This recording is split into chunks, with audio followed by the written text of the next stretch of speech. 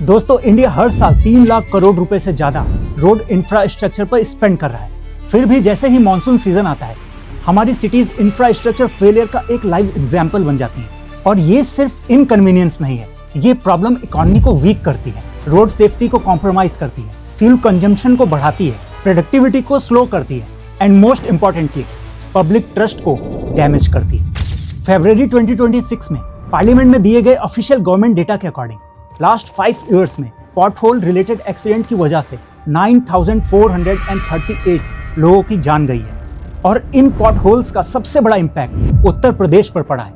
देश के pothole related death का 54.3% शेयर एक ही स्टेट से आया है। ये ग्राफ क्लियरली दिखाता है कि ये प्रॉब्लम कम नहीं हो रही, बल्कि ईयर बाय ईयर और ज्यादा सीरियस होती जा रही है। यहाँ पर एक सवाल आता है, क्या इंडियन रोड सिर्फ रेन से फेल होती हैं, या फिर रेन तो हमारे सिस्टम को सिर्फ रियलिटी दिखाती है? आइए जानते हैं इस वीडियो में। इंडिया में मोस्टली 2 टाइप्स के रोड सिस्टम्स बनाए जाते हैं। फर्स्ट इज फ्लेक्सिबल पेवमेंट्स, जो बिट्यूमेन या एस्फॉल्ट से बनता है। Another one is rigid pavement, यानी हमारी सीमेंट कंक्रीट रोड्स। क्योंकि इंडिया के टोटल रोड नेटवर्क में 95% से ज्यादा शेयर इसी फ्लेक्सिबल पेवमेंट का है, इसलिए पहले इसके पीछे की सिविल इंजीनियरिंग को समझते हैं। हमें ऊपर से देखने पर लगता है कि रोड बस एक सिंगल लेयर है, लेकिन अगर इसके क्रॉस सेक्शन को देखा जाए तो इसमें मल्टीपल लेयर्स होते हैं। और टॉप लेयर जो ब्लैक होती है, जिस पर व्हीकल्स चलते हैं, ये बिट्यूमेन या एस्फॉल्ट से सील की जाती है। यानी जिन एग्रीगेट का यूज रोड बनाने के लिए किया जाता है, बिट्यूमेन उनको बाइंड करने का काम करता है और पानी को रोड के अंदर जाने नहीं देता।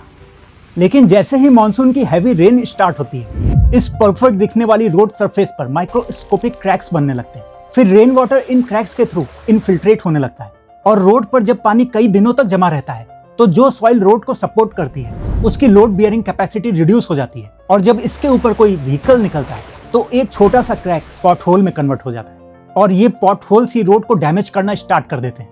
And this damage is mathematically proportional to axle load to the power 4। इसका मतलब है, अगर कोई व्हीकल ओवरलोडेड है और उसका वेट लिमिट से डबल है, तो वो रोड को डबल नहीं बल्कि 2 to the power 4 यानी 16 टाइम्स ज्यादा डैमेज करेगा।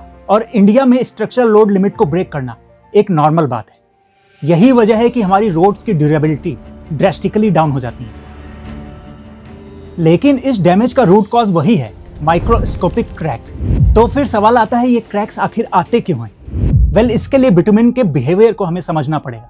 जो बिट्यूमेन रोड के टॉप लेयर को वाटर प्रूफ करने का काम करता है, बट अगर रोड कंस्ट्रक्शन के टाइम पर एस्फॉल्ट थिकनेस कम कर दी जाए या एग्जैक्ट टेम्परेचर रेंज को मेंटेन नहीं किया जाए, तो बिट्यूमेन ब्रिटल हो जाता है और पहली बारिश में ही टूट जाता है।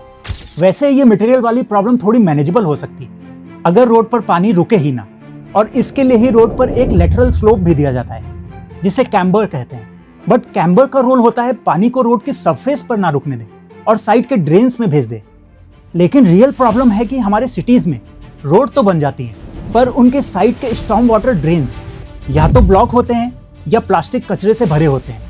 जब पानी निकलने के लिए ड्रेन्स ही क्लॉग्ड होंगे, तो कैम्बर क्या ही कर लेगा। यही रीजन है कि मानसून में हमारी रोड्स स्विमिंग पूल्स बन जाती हैं।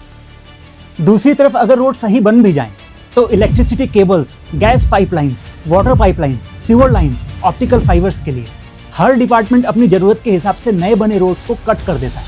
और जब इन रोड्स का साइंटिफिक रिस्टोरेशन नहीं होता, तो अल्टीमेटली पॉटहोल्स ही बनते हैं। यहाँ फिर एक सवाल आता है, क्या दुनिया में सिर्फ इंडिया ही है जहाँ इतनी बारिश होती है? वेल, ऐसा नहीं है। इंडिया का average yearly rainfall around 1200 mm है। वहीं सिंगापुर में 2100 mm और जापान में 1700 mm बारिश होती है। यानी बारिश ही मेन रीजन नहीं है। तो फिर वहाँ की रोड्स इतनी ड्यूरेबल कैसे हैं? मानसून में उन्हें क्यों कुछ नहीं होता? क्योंकि ये कंट्रीज यूज करते हैं पोरस एस्फॉल्ट जैसे एडवांस टेक्नोलॉजी। वहाँ रोड में एग्रीगेट्स के बीच वॉइड्स छोड़े जाते हैं। जब बारिश होती है, तो पानी रोड पर रुकने की जगह उन गैप से फिल्टर होकर तुरंत रोड के नीचे बने एक सिस्टमैटिक ड्रेनेज लेयर में चला जाता है, जिससे रोड पर पानी रुकता ही नहीं। और दूसरा बड़ा रीजन है स्ट्रिक्ट अकाउंटेबिलिटी। अगर कोई रोड कॉन्ट्रैक्ट पीरियड से पहले टूट जाए, तो कंपनी पर भारी पेनल्टी लगती है और उन्हें ब्लैक लिस्ट तक कर दिया जाता है। और यहाँ इंडिया में एक ही कॉन्ट्रैक्टर को हर साल उन्हीं गड्ढों को भरने के लिए दोबारा कॉन्ट्रैक्ट मिल जाता है। सो दोस्तों, इंडिया को अगर अपना रोड सिस्टम वर्ल्ड लेवल का बनाना है, तो हमें अपने एग्जीक्यूशन और करप्शन दोनों पर कंट्रोल करना पड़ेगा। जब तक कॉन्ट्रैक्ट्स में रिजिड वारंटी क्लॉजेज नहीं आएंगे, जब तक स्मार्ट ड्रेनेज सिस्टम को अर्बन प्लानिंग का मैंडेटरी पार्ट नहीं बनाया जाएगा और जब तक एडवांस टेक्नोलॉजी अडॉप्ट नहीं की जाएंगी, तब तक हर साल ये प्रॉब्लम्स रिपीट ही होती रहेंगी। So what do you think? What should be the first step towards making our cities pothole free? Share your thought in comment section, and that's all for this video. I'll see you next one with a new perspective. Thank you.